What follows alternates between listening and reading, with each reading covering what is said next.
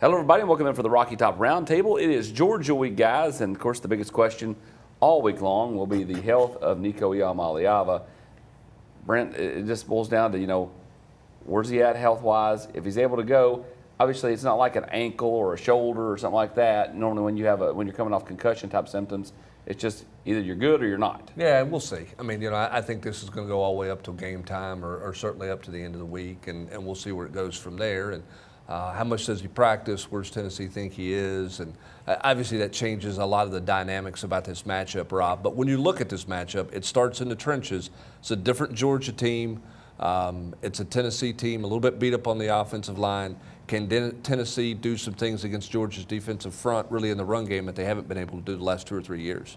Yeah, and we'll see. I mean, for the first time in a long time, I know you mentioned the injuries. Tennessee's, that's going to be an ongoing thing with Tennessee, and how healthy are they up front. But Georgia's been banged up, too, and they're coming off, a couple of really physical games. I know Tennessee is too, but man, it just feels like a really good. I'm not saying Tennessee's better. It feels like Tennessee can stand toe-to-toe with Georgia in the trenches, especially Tennessee's defensive line, front seven, for the first time in this matchup in a long time. Yeah, regardless if Nico's in this football game or not, if it's Nico or if it's Gaston Moore, Tennessee needs to run the football. Dylan Sampson's been phenomenal all year long, but of course he was not feeling 100% during or after the game. But 30 carries, I don't know. You hope Deshaun Bishop is ready to go in this one, not just to be that second back, but also he's done pass pro in Arkansas, at Oklahoma before. Peyton Lewis, where are you in that regard?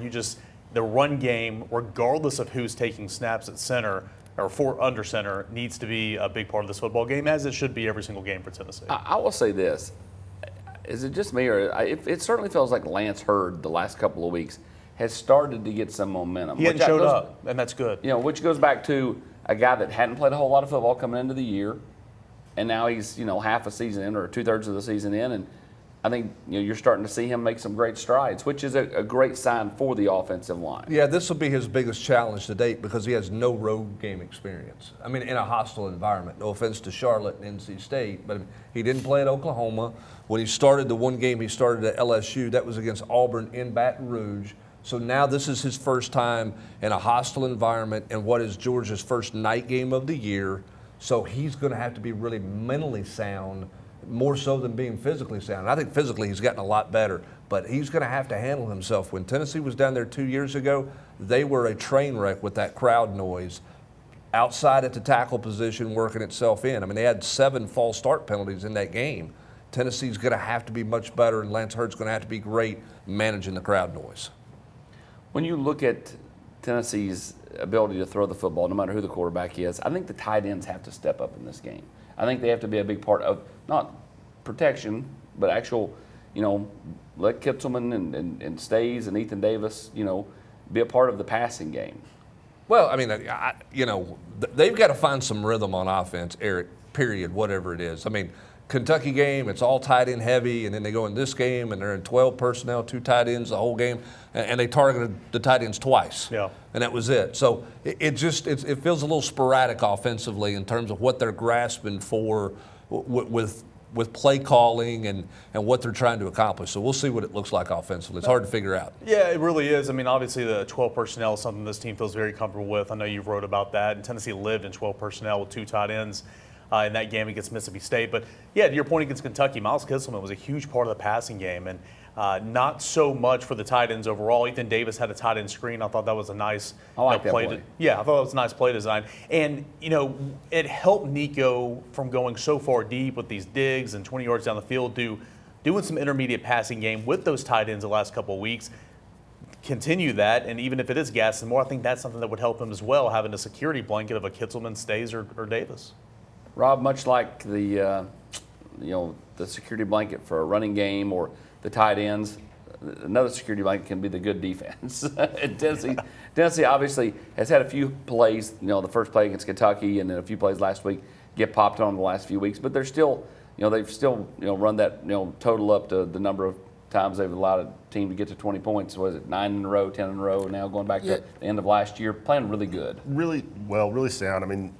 I think they gave it some in the run game, more in the run game than they wanted to last 2 weeks. But at the same time, they played a backup quarterback in an SEC football game the entire second half and increased the lead. I'm not, Mississippi State's not a world beater, but they put 31 on Georgia, 24 on Texas A&M, but Tennessee outscored them in the second half with Gaston Moore at quarterback. And I think that says a lot about the defense. And I think, I think it goes without saying that Tennessee's going to go to Athens and win. The defense is going to have a heavy hand in that. And, man, Ole Miss kind of gave you the blueprint, I thought. For as great as Tennessee's defense has been this year, and it's been phenomenal. Again, the streak you've referenced about not allowing opponents 20 points. They didn't allow Mississippi State over 300 yards total offense, not over 100 yards of receiving. But the last 2 weeks, the rush defense has not been there. Surprisingly, you look at Georgia. Georgia's like 15th in the league in rushing offense. So can you get back to being who you are? Gap integrity, not getting misfits, not having MAs. That's going to be key for Tennessee because the rush defense is the only thing that's kind of been limiting this defense from being elite at least the last 2 weeks. When you look at Mississippi State, they did get to 30 on Georgia. Is that something Hype can look at what Levy did because they have the same offense and go, okay, these are areas where they had success. We need to try to exploit that too. Or kind of how do you think they'll approach that, Brandon? Well, the Mississippi State got to 30 points because they threw it all over the lot against Georgia. Quarterback threw for over 300 yards and 3 touchdowns in the game, and they did not line up and just run it and have great balance. It was all about really throwing the football. And so, can Tennessee go down there and can they throw the football? Can they win one-on-ones on the outside? They haven't been able to do that in these games previously. Georgia's vastly different. Okay, can they protect well enough up front in front of a home crowd?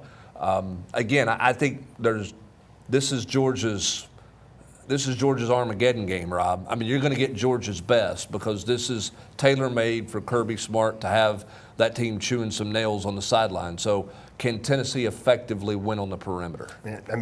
You absolutely are going to get Georgia's A game. I believe that. Kirby's going to be, just at his best all week, needling, whining, But the perimeter, what you're saying, Hubbard, I don't know. I don't know if Tennessee can go in there and throw for 300 yards, but I do know that Tennessee can do what Ole Miss did to Georgia with Tennessee's front seven versus Georgia's offensive line. I think the blueprint is there, and I think Tennessee, I don't think they're quite as good as Ole Miss, in the first four.